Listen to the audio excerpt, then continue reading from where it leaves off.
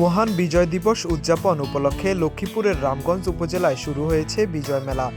উপজেলা পাইলট বালিকা উচ্চ বিদ্যালয়ের মাঠে আয়োজিত এই মেলায় মোট 25টি দোকান পরশা সাজিয়ে বসেছে। মুক্তিযুদ্ধের চেতনা, দেশীয় সংস্কৃতি তুলে ধরা এবং স্থানীয় ক্ষুদ্র ব্যবসায়ীদের পণ্য বিপণনের লক্ষ্যে এই মেলার আয়োজন করা হয়েছে। বিজয় মেলায় উদ্বোধনী দিন থেকেই মেলার প্রাঙ্গণে ব্যাপক মানুষের সমাগম লক্ষ্য করা গেছে।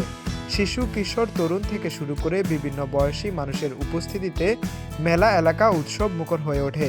বিশেষ করে সন্ধ্যার পর মেলার পরিবেশ আরও প্রাণবন্ত হয়ে ওঠে। মেলায় দেশীয় হস্তশিল্প, খেলনা, পোশাক, বই, স্টেশনারি সামগ্রী, বিভিন্ন ধরনের খাবার ও নিত্য প্রয়োজনীয় পণ্যের দোকান রয়েছে।